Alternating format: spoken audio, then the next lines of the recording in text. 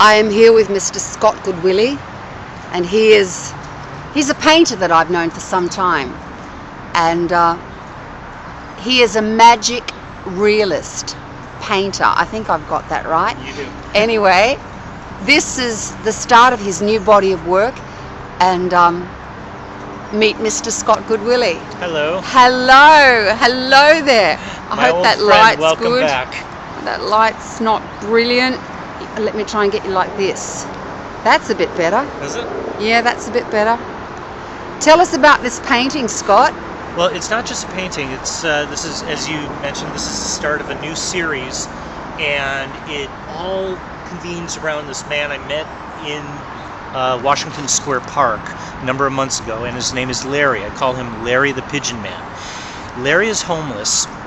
He was incarcerated for 20 years and then came out, had nothing, and wound up sleeping on a park bench. And he would give little bits of whatever he was eating, whatever was given to him throughout the day, and he would give the rest to the pigeons that surrounded him. Eventually they came to trust him to such a degree that he would hold them, like I'm showing here. He would hold them, he would nuzzle them, he would kiss them. And for most people, denizens of the park, denizens of every major city, the pigeon are considered very dirty birds, but he saw the beauty in them. And when I met him, it was almost like he was conducting. He was a conductor, and he was flowing, and the birds were flowing with him. He was in complete concert with their psyche. They were one unit, and he was in his bliss. And so through all the hardships in life, and this could be a metaphor for all of us, that through it all, and here he is homeless, he has nothing, but yet he's found everything. When he's with these birds, everything is beautiful. And so this is the start of a series in which it's not just going to portray him with the birds, but him in other situations. It's all going to be very, as you said, magical realism and metaphor. And I see it as very, very powerful in all the works that I'm going to present. And this is not only he has inspired me, but I hope to somehow catch the spirit that is in this man. I feel it very strongly that this is something that I'm not only giving back to him, but I'm giving to future generations as something, a very important narrative, a very important story. Do you want to tell us a little bit about his story, or is that preempting it? No.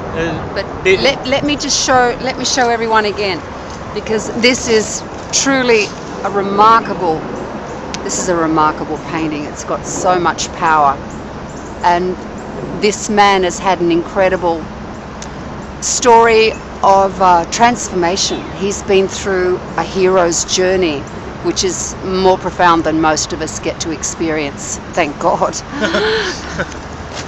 And the hero's journey is certainly what it is, as defined by Joseph Campbell back in the 1950s, in which he found, and I'll get to his story in a moment, in which Campbell found that in all religious and spiritual traditions, there's always the one person who is given a task, and that person, to complete the task, either has to remove themselves from daily life, or they have some tragedy befall them, and they don't want the task at first. Usually they do not want this. They just simply want to live their life.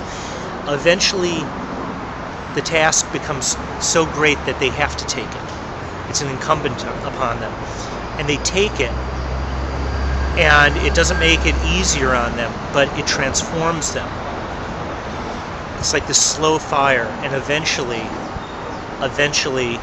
they transcend their moment, their task.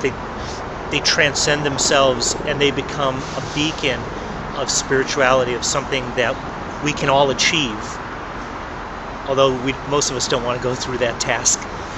Larry's task was that 20 some years ago he came home one afternoon and two crack addicts were still in his house. They had killed his wife and 8-year-old son. He went crazy momentarily, as I'm sure most of us would, and he not only incapacitated them, but he took them out to the front lawn as they were unconscious and sawed their heads off. Which, obviously, he didn't have good defense counsel. Whatever the mitigating circumstances were, the judge felt that was a bridge too far and locked him into prison. So not only has he lost his world, his life, his wife, his son, the love of his life, but now he's confined. Now he's lost his freedom. And for 20 years, to live with this kind of task that he has to somehow maintain himself in this horrible environment and keep from completely losing it.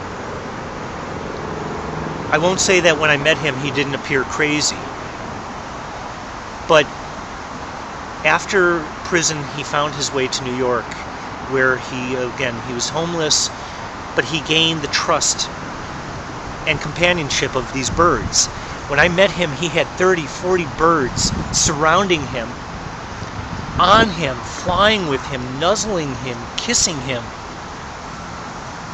And I've never seen anything so beautiful in my entire life. And so, again, this is the start of a series, and it's based around Larry, and I hope to do it justice.